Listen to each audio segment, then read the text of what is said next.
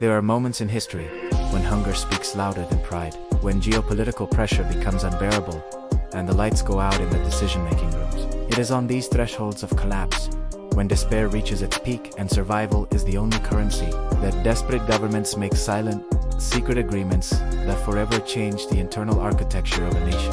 And it is then that entire nations hand over their greatest, richest treasures hidden for generations. Strategic resources meant to guarantee the future. Ancient heritage that is the very soul of their people, just to be able to breathe and survive one more day on the calendar. History is replete with erased chapters, with nocturnal sales and transfers of power that never made the front pages.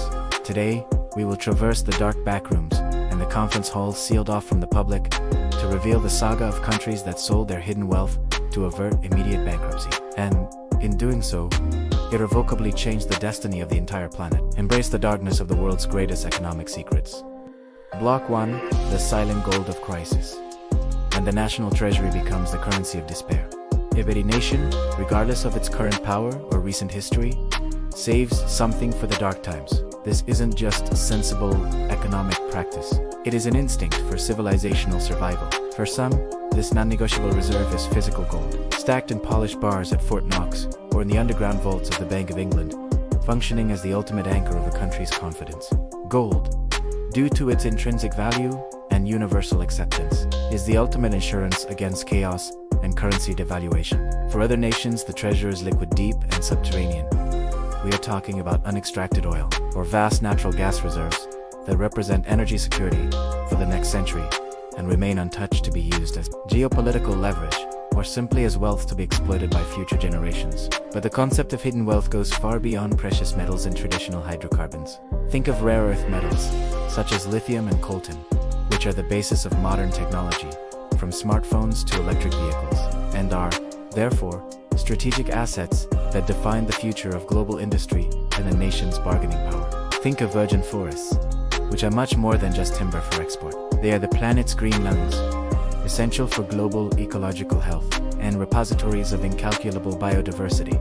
Think of strategic maritime trade routes and the water rights to ancient aquifers, resources which, in the 21st century, have become as valuable as, or more valuable than, any gold, becoming the focus of the planet's greatest silent disputes.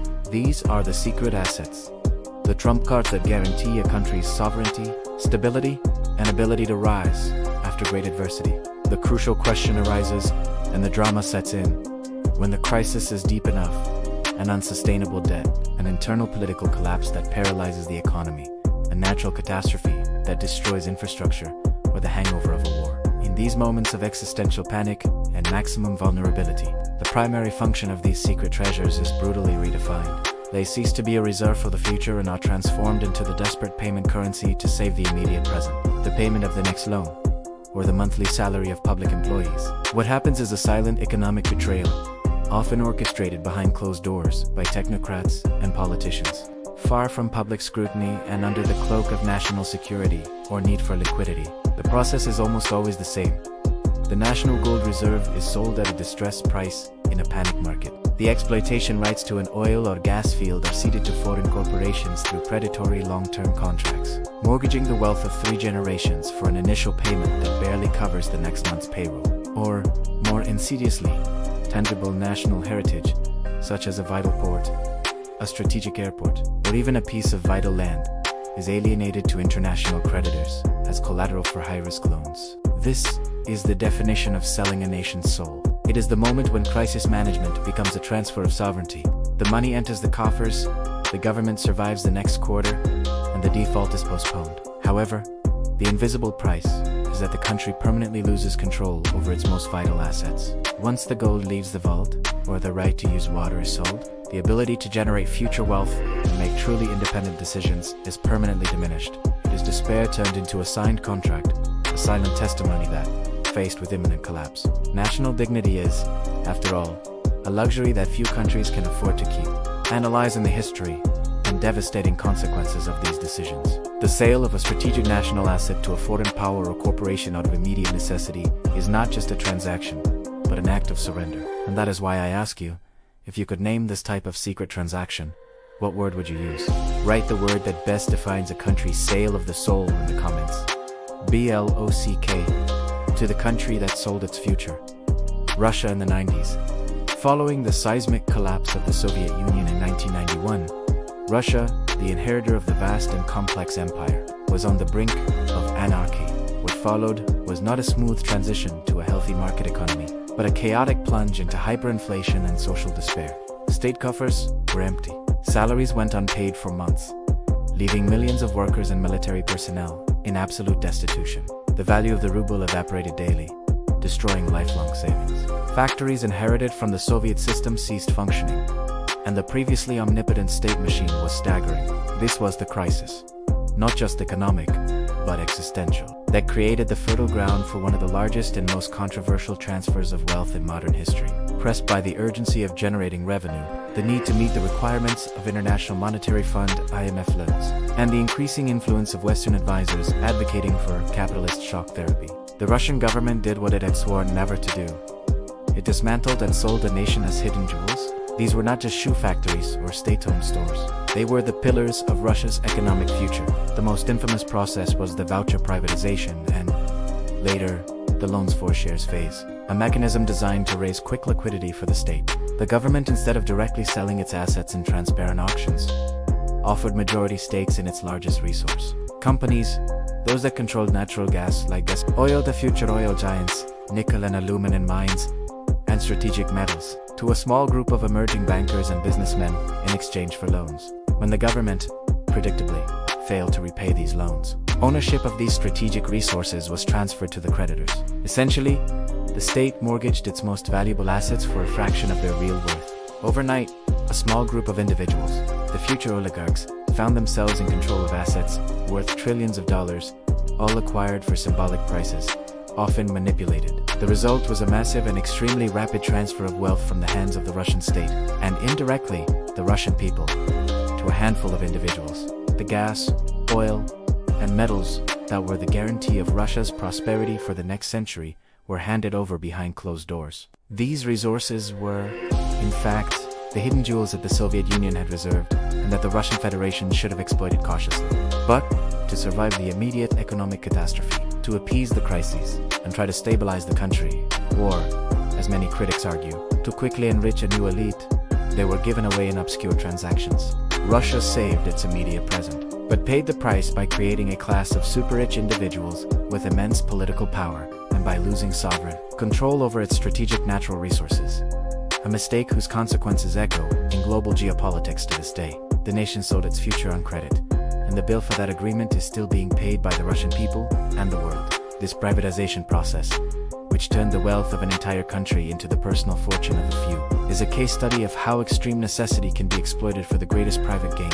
If you had to summarize what the oligarchs did to Russia, what verb would you use to describe their action? By plunder or rescue? Share your choice in the comments and explain your point of view. Block 3. Venezuela and the oil that became debt.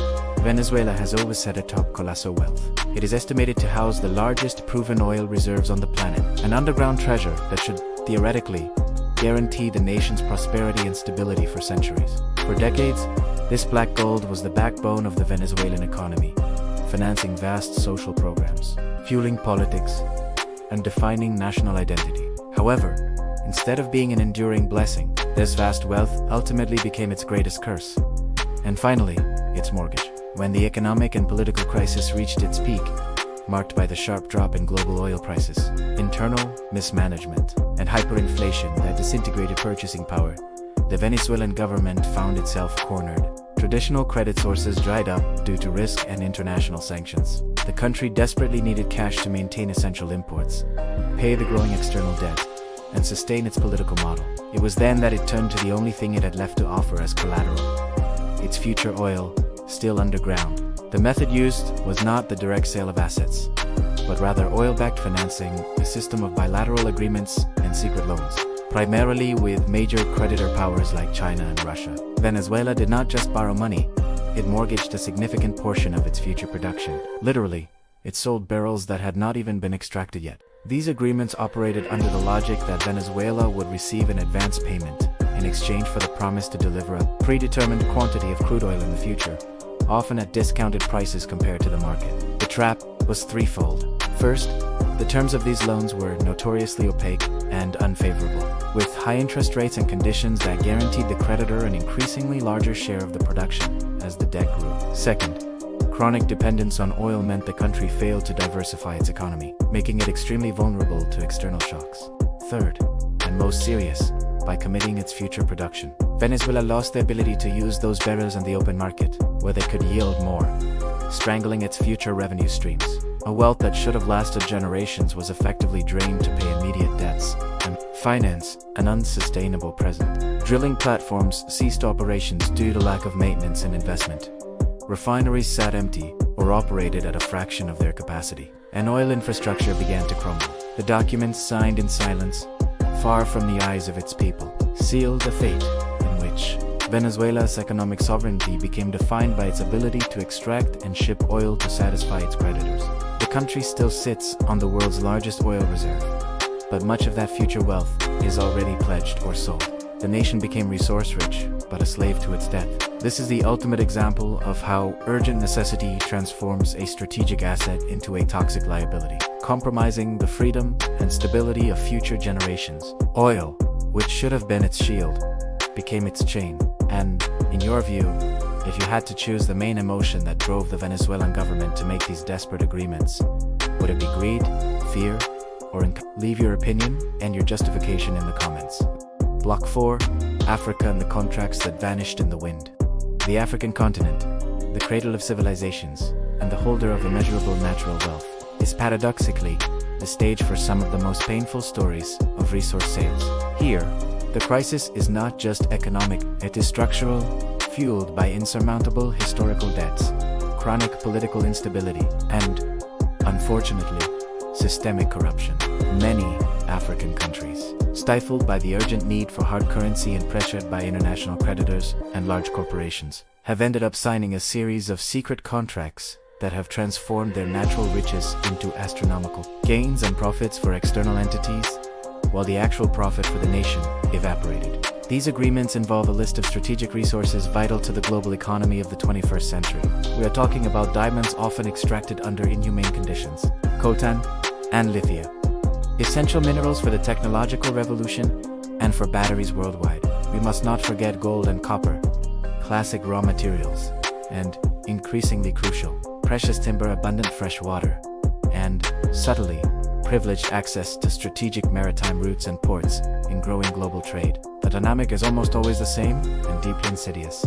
Governance without robust alternatives, often pressured to quickly liquidate external debt or finance expensive and frequently inflated infrastructure projects, are approached by foreign consortia or state-owned enterprises from other nations. Instead of establishing fair and transparent partnerships that benefit the local population in the long term, they sign concession contracts or production-sharing agreements with incredibly unfavorable terms. In these contracts, strategic resources are sold at symbolic prices, meaning the right to extraction, and the bulk of the gross profit are yielded for meager royalties or for a quick disappearing upfront payment. The central problem lies in opacity. Many of these contracts are maintained as state secrets, far from the scrutiny of parliaments and civil society, often written in foreign languages, and with complex legal clauses that favor the investor. As a result, the true profit from the exploitation, which should drive development, health, and education, evaporates into offshore accounts, in bribery payments to intermediaries,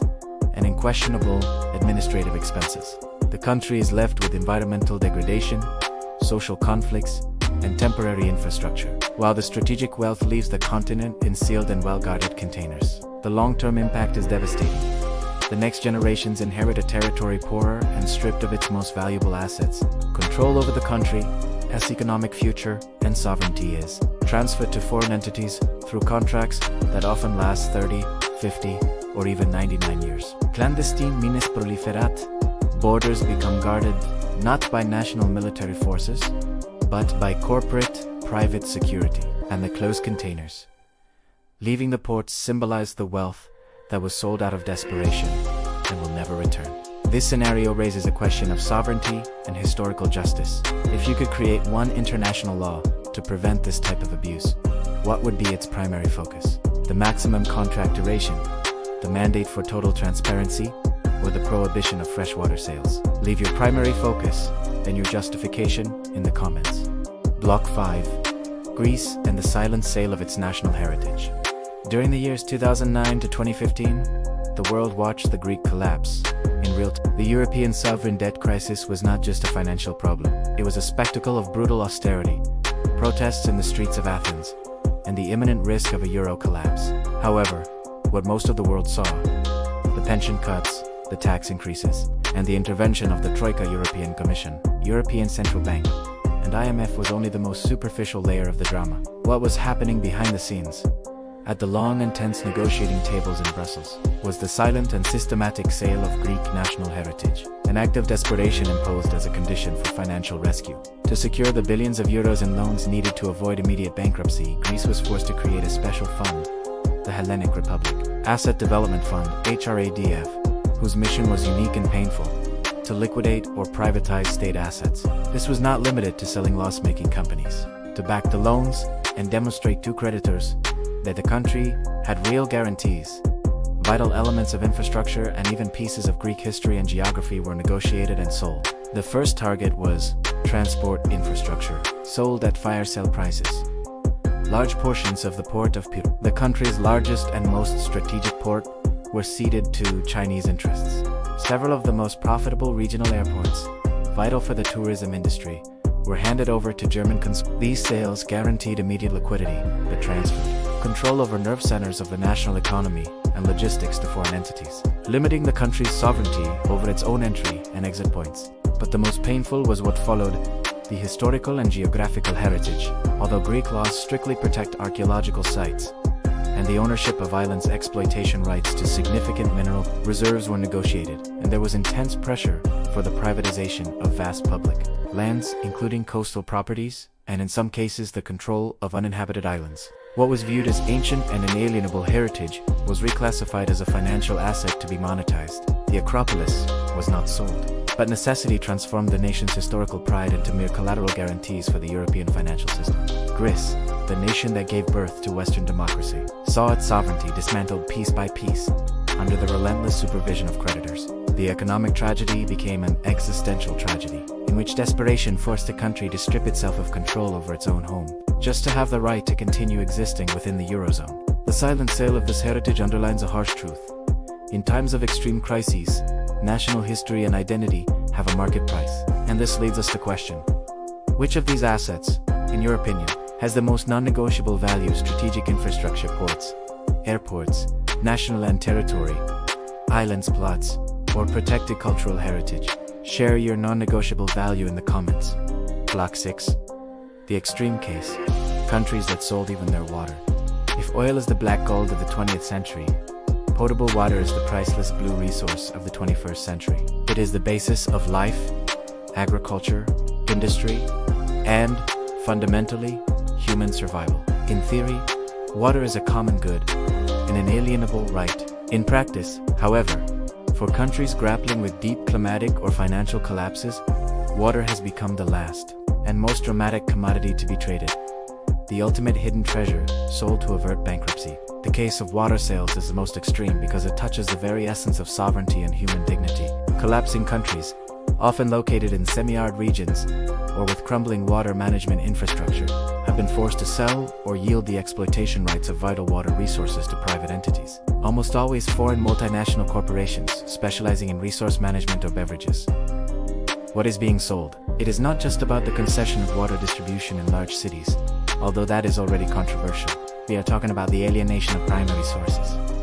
Entire rivers, whose flows are diverted or controlled. Vast underground aquifers which took millennia to form, and whose uncontrolled exploitation can lead to permanent depletion. Underground lakes of pure water, and crucially the rights to use and extract large volumes of potable water for bottling and export. The primary driving force behind these sales is financial collapse.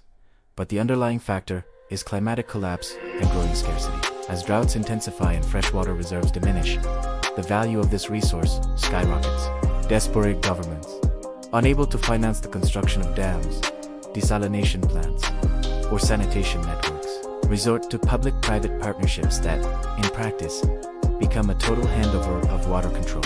Foreign companies gain a monopoly over something that should be public, determining the price, distribution, and, ultimately, access to light. The result of this privatization of the hydrosphere is socially devastating. We see desertification advancing, while private tanker trucks transport water from rural communities to cities or bottling plants. We see the poorest populations being faced with price increases that make potable water inaccessible. The contracts being stamped in distant boardrooms mean that the power to decide whether a farmer has water to irrigate their crop or whether a family has clean water to drink no longer belongs to the state but to global shareholders. The sale of water is the final frontier of the commodification of nature and a warning about the fragility of national sovereignty in the face of necessity. It is proof that when a country is truly on the brink of the abyss, it is willing to trade even the most basic element of existence for temporary financial survival. The price of that transaction is not just economic. It is a price paid with public health, food security, and dignity itself. Given the extreme gravity of this type of transaction, if you had the power to prohibit the sale of a specific resource, what would be your absolute priority for legal protection against privatization or sale to foreign entities? Potable water, aquifers, and rivers, clean air, emission rights, forests, or basic foodstuffs, grain reserves. Choose your priority and leave your argument in the comments, using the hashtag inalienable resource. Block 7. The invisible price of these sales. We have witnessed the urgency and desperation behind the sale of a nation's hidden treasures: Russian gold, Venezuelan oil, African minerals, Greek islands, and potable water. The immediate goal, in all cases, was achieved. Default was averted, the payroll was covered for another month, or the urgent loan was secured. In short, the country bought time. It saved the present. However, history demonstrates that this is a Pyrrhic victory. The true cost of these transactions is not recorded in the debit and credit columns. It is an invisible price paid by the next generations, which manifests itself in the loss of sovereignty, inequality, and the sacrifice of the future. When a country sells its hidden wealth to survive, it is committing an act of economic cannibalism.